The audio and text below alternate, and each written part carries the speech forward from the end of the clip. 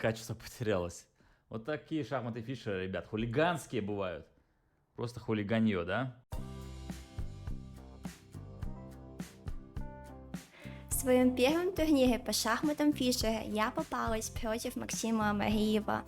И первое, что я хочу сказать, это всегда смотрите на свои пешки, когда играете в шахматы Фишера. Потому что в обычных шахматах все пешки в начале партии защищены. Но в шахматах Фишера бывают позиции, в которых у вас уже есть незащищенные пешки, которые очень-очень легко зевнуть, как я и сделала в целом. Он пошел Е4, и после Е5 он пошел F4 и напал на мою пешку А7.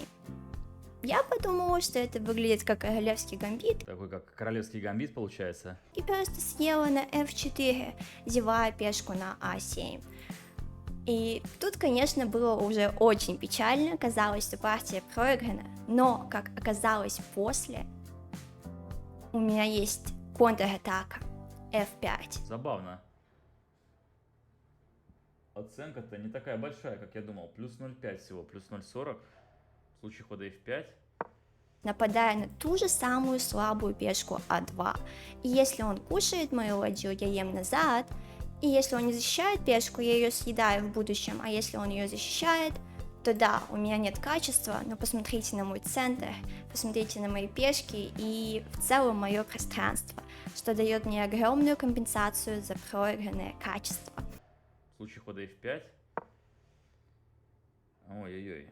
Тут же висит на А2. А если мне играть типа какой-нибудь B3, то может последовать F8. Тут мощный центр такой пешечный.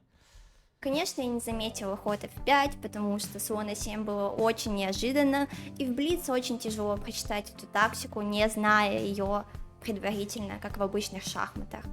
И, соответственно, после слона 7 я просто продолжила играть, пытаясь создать что-то своими конями, и мы пришли к такой очень интересной позиции. В данной ситуации я видела, что конь нападает на d2, и в какой-то момент, может быть, я могу съесть эту пешку, хотя конь на b3 мне как-то мешает. И здесь я упустила опять-таки такой ход, как f5. Ой, смотри, здесь я минус 0,40 получил. То есть реально тут расслабляться-то нельзя было нигде. F5 какой-то ход, и у меня уже проблемы. Опять, второй раз за партию я могла пойти f5. Пешка съесть не может, ферзь висит на e1, пешка связана. Ладья съесть тоже не может по той же причине, я просто съем назад. Соответственно, я нападаю на коня, а если он убегает куда-то не туда, я нападаю на ладью. И после того, как ладья уходит, я могу уже съесть на d2 и пойти конь c4. И теперь я создаю угрозы, и у белых в целом большие проблемы. Если бы на f5 конь ушел в другую сторону, я бы все равно продолжила создавать проблемы, нападая на ладью. Если ладья уходит, теперь у нас вот эта пешечка становится слабой, и нападаю на нее уже опять-таки я. Соответственно, у меня инициатива, и опять-таки я это упустила. И даже если он ходит ферзь f2, я все равно нападаю на коня и играю с очень красивой инициативой. Но я этого не заметила, к сожалению, второй раз за партию ход f5 был мною упущен, и последующие ходы уже не особо имели значения, потому что стало очень печально жить. Здесь мы поиграли, у меня уже нет ладьи, и я пошла конь d5 с какой-то надеждой, что в будущем конь придет сюда и поставит мат.